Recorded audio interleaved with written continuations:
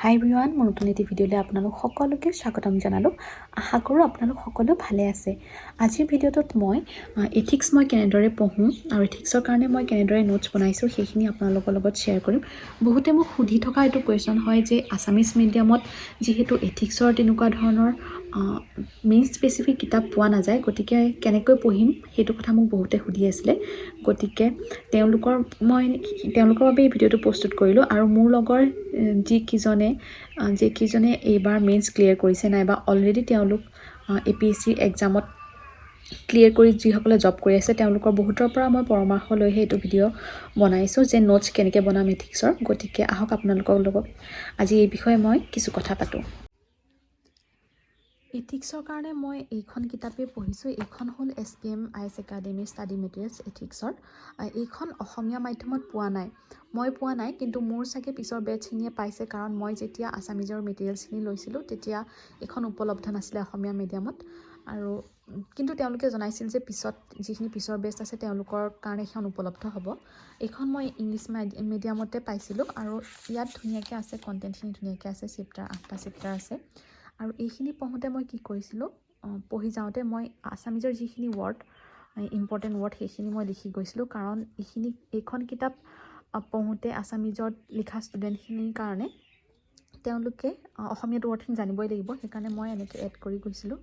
আৰু এই কিতাপখন প্ৰায় গোটেইখনেই মই অসমীয়াত এনেকৈ লিখি গৈছিলোঁ। অসমীয়াত আপোনালোকে চাব পাৰে, মই অসমীয়া যিখিনি সেইখিনি থুলমূলকৈ এনেকৈ ছাইডত লিখি গৈছিলোঁ। কিন্তু এতিয়া মই দুদিনমান প্ৰেক্টিছ কৰা নাই আৰু এইখিনিৰ মাজতে কুৱেশ্যন এনচাৰো আছে। এয়া কুৱেশ্যন হয়, সেয়া মানে চেপ্টাৰটোৰ পিছত তেওঁলোকে কুৱেশ্যনবিলাক এড কৰি দিছে যাতে আমি সেইখিনি ছল্ভ কৰিব পাৰোঁ। এনেকৈ এইখিনি মই অসমীয়াত লিখি গৈছিলোঁ কিৱৰ্ডখিনি। কিন্তু কি হৈছে, এই কিৱৰ্ডখিনি লিখি গ'লে এখন ৰিভিজন দিবলৈ বৰ এটা মই ভাল পোৱা নাই, কাৰণ ইয়াত ইংলিছতো যিহেতু আছে বস্তুখিনি পঢ়ি পেলাই সময়টো মানে টাইম কনজিউমিং হৈ গৈছে, মানে সময়টো বেছি লাগিছে। সেইকাৰণে ভাবিলোঁ মই নোটছ বনাওঁ। আৰু যিসকলে সুধি আছিল যে অসমীয়াত কিতাপ পোৱা নাযায়, কিন্তু অসমীয়াত তেনেকৈ উপলব্ধ নাই, যদিও মোৰ হাতত এইখন কিতাপ আছে। এইখন লোকসেৱাৰ নীতিসাৰ।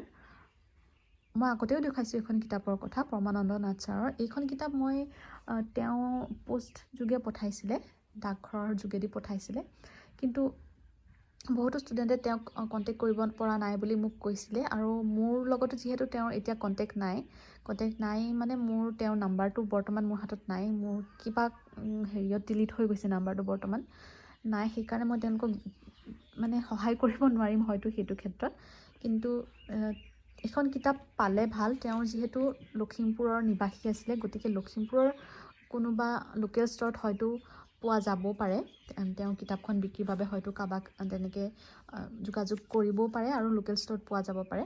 আৰু এইখিনি মেইন কথাটো লৈ আহিছোঁ যে মই নোটছ কেনেকৈ বনাইছোঁ। মই নোটছ আজিৰ পৰাহে বনাবলৈ ষ্টাৰ্ট কৰিছোঁ, কাৰণ মোৰ এইখিনি পঢ়াত অলপ দিগদাৰ লাগিছিলে। মানে প্ৰথমতে যেতিয়া পঢ়ি গৈছিলোঁ এনেকৈ ছাইডে লিখি গৈছিলোঁ, তেতিয়া ইমান প্ৰব্লেম হোৱা নাছিলে, কিন্তু এতিয়া ৰিভিজন দিয়াৰ সময়ত মানে অলপ খেলি মেলি লাগিছে। সেইকাৰণে মই ভাবিলোঁ এনেকৈ নোটছ বনাই যাওঁ, নিজৰ ভাষাত বনাই যাওঁ, তেওঁ পঢ়িবলৈ সহজ হ'ব।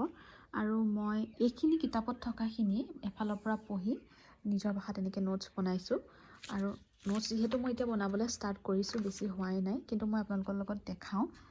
এইখিনি কিৱৰ্ডখিনি হাইলাইট কৰিছোঁ, যাতে পঢ়িলে আমাৰ মনত থাকি যায় কিৱৰ্ডখিনি। আৰু কি হয়, কিৱৰ্ডটো যেতিয়া আমাৰ মনলৈ আহে আমি বাকীখিনি কথা বহলাই লিখিব পাৰোঁৱেই।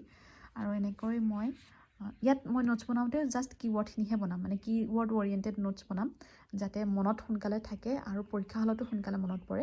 তাৰ উপৰিও মই কুইজবিলাক লিখিবলৈ চেষ্টা কৰিম বেলেগ বেলেগ টপিকৰ ওপৰত, যেনে ওমেনেই হওক, এডুকেশ্যন ছিষ্টেমেই হওক, তেনেকৈ বেলেগ বেলেগ কুইজ বনাবলৈ চেষ্টা কৰিম, পলিটিকেলৰ ওপৰতেই হওক।